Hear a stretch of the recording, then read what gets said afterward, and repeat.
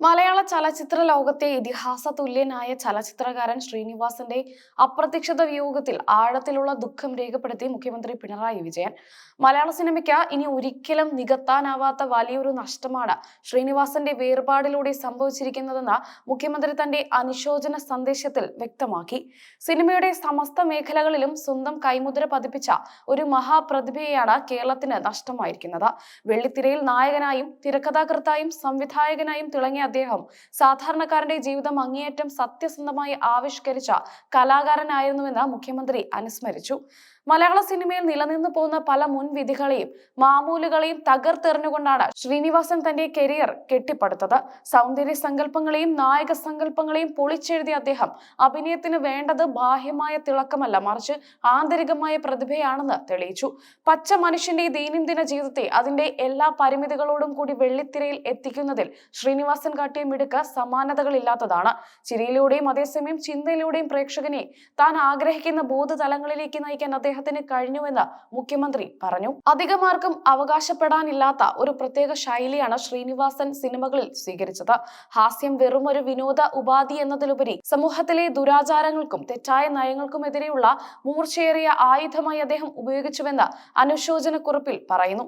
താൻ പ്രകാശിപ്പിക്കുന്ന ആശയങ്ങൾ കടുത്ത വിമർശനങ്ങൾക്ക് വിധേയമാകുമെന്ന് അറിഞ്ഞുകൊണ്ട് തന്നെ അവ സരസമായി അവതരിപ്പിക്കാൻ അദ്ദേഹത്തിന് സാധിച്ചു. തന്റെ നിലപാടുകളിൽ ഉറച്ചു നിന്നുകൊണ്ട് തന്നെ എതിർപ്പുകളെ നർമ്മത്തിൽ ചാലിച്ച പരിഹാസങ്ങളിലൂടെ നേരിടാൻ അദ്ദേഹം ഭയപ്പെട്ടിട്ടില്ല.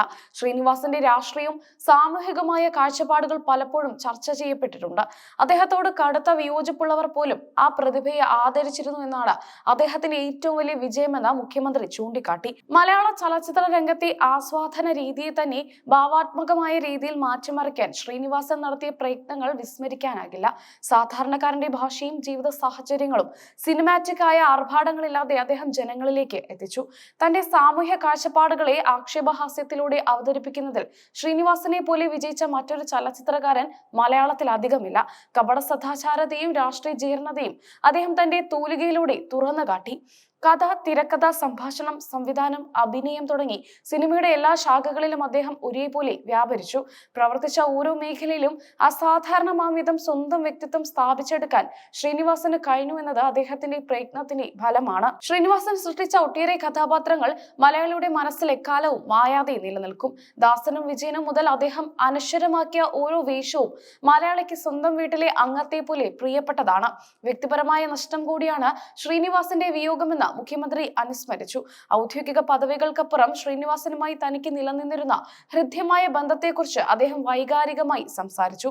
ഒരിക്കലൊരു പ്രത്യേക അഭിമുഖത്തിനായി തങ്ങൾ ഒരുമിച്ചിരുന്ന സന്ദർഭത്തെ മുഖ്യമന്ത്രി ഓർത്തെടുത്തു. നർമ്മമധുരമായ സംഭാഷണങ്ങളിലൂടെ ചുറ്റുമുള്ളവരെ എപ്പോഴും സന്തോഷിപ്പിക്കാൻ ശ്രീനിവാസന് കഴിഞ്ഞിരുന്നുവെന്ന് അദ്ദേഹം പറഞ്ഞു. തമാശകൾക്കിടയിലും ഗൗരവകരമായ കാര്യങ്ങൾ അവതരിപ്പിക്കാനുള്ള അദ്ദേഹത്തിന്റെ കഴിവ് അപാരമായിരുന്നു. സംഭാഷണങ്ങളിലെ ആ ലാളിത്യവും ബുദ്ധിപരമായ മൂർച്ചയുമാണ് അദ്ദേഹത്തെ ജനകീയനാക്കിയതെന്ന് മുഖ്യമന്ത്രി കൂട്ടിച്ചേർത്തു. ശ്രീനിവാസൻ വെറുമൊരു നടനോ സിനിമാക്കാരനോ ആയിരുന്നില്ല, മറിച്ച് സ്നേഹത്തിന്റെയും സൗഹൃദത്തിന്റെയും പ്രതീകമായിരുന്നു. മറ്റുള്ളവരോട് അദ്ദേഹം കാട്ടിയിരുന്ന ഹൃദ്യമായ അടുപ്പം അദ്ദേഹത്തെ ഏവർക്കും പ്രിയങ്കരനാക്കി. കണ്ണൂർ ജില്ലയിലെ പാട്യത്ത് ജനിച്ചു വളർന്ന ശ്രീനിവാസൻ തന്റെ സ്വപ്നങ്ങൾ യാഥാർത്ഥ്യമാക്കാൻ നടത്തിയ പരിശ്രമങ്ങൾ അത്ഭുതകരമാണ്. സിനിമയോടുള്ള അഭിനിവേശം കൊണ്ട് മാത്രം വലിയ ലക്ഷ്യങ്ങൾ കീഴടക്കിയ വ്യക്തിയായിരുന്നു അദ്ദേഹം. ഒരു സാധാരണ കുടുംബത്തിൽ നിന്നും വന്ന് സിനിമയുടെ ഉന്നതകളിൽ എത്തിയ ശ്രീനിവാസന്റെ ജീവിതം ഏതൊരു പരിശ്രമശാലിക്കും ഒരു പാഠപുസ്തകമാണ്. കഠിനാധ്വാനവും നിശ്ചയദാർഢ്യവും ഉണ്ടെങ്കിൽ ഏത് മേഖലയിലും വിജയിക്കാമെന്ന് അദ്ദേഹം തെളിയിച്ചു. നമ്മുടെ കാലഘട്ടത്തിലെ വലിയൊരു വിടവാണ് ഈ വിയോഗം സൃഷ്ടിക്കുന്നത്.